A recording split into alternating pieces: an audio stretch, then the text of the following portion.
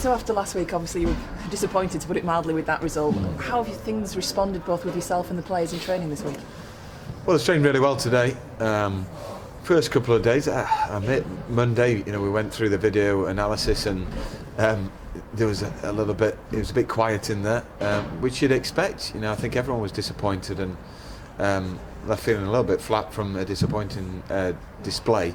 But you've got to get over it then, and then wipe the slate clean, and we go again, because there's everything to play for, and it starts Saturday. You suggested after last week's match as well that you maybe thought one or two players were just too comfortable. Has that been addressed at all? Well, we'll see just how hungry we are to actually get over the line, or to at least get in that top three, because it takes a lot of legwork and desire, and playing maybe out your comfort zone, just to really go to the nth degree to win every game. And we have to compete to our maximum, but I'm not suggesting that there's a lot of there's a malaise about the place, because we wouldn't have gone unbeaten for so long, but on that particular day it smacked us in the face a bit, because we were so poor. Do you then have to find that balance and put things into context after games like that? Yes, you do, but you're well within your right, I think, as manager and assistant manager with Thurs, to point out, where if legwork wasn't there, or if what we built wasn't seen enough, and we were way below it. So, I think in any relationship, especially good ones, you get hurt, don't you, if things aren't fair, and it didn't seem fair on Saturday, because it was a poor show after what we thought was good preparation, and travelling the day before, staying at a hotel, 3 meals, but you're left feeling a little bit angry and disappointed, because it's underachieving, and that's one thing that we don't want to be doing. But again, putting into context, putting the positive spin on it, the table's still very tight, isn't it, at the top end? That's right, and if we play like we know we can, then we've got a heck of a chance of having a brilliant season. And the lads set this up themselves, and set up the expectations being so high, because they've played so well in the last 10-12 weeks, and it's just constant reminders, and it's not getting away from what we've done well when we've been carrying out the roles really well, and like I said, you've got to recover, and that's part of being a sportsman. So looking ahead then to this week, has anything that's happened this week affected your ideas with selection, or is it very much business as usual?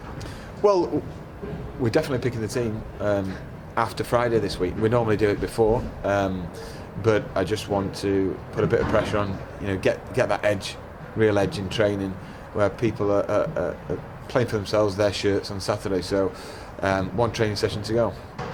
Is everyone fit? Yes, they are. Kerry's been training very well indeed, so he's putting himself really into a strong position to start.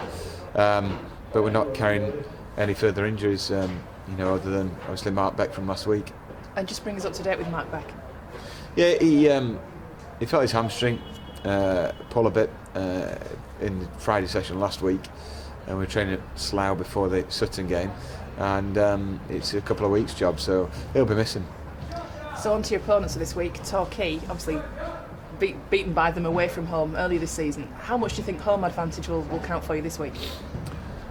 Well, they're a very good team, and so it's been surprising, that run. But I've read their manager's comments as well. They'll be right up for it, and they'll be determined not to lose another game. But we're determined as well. We're right up for it.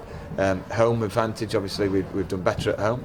Because we've won 5, drawn 1 in the last 6, and we're second in the league table for when we play at home, and we've just got to show and continue the consistency at home.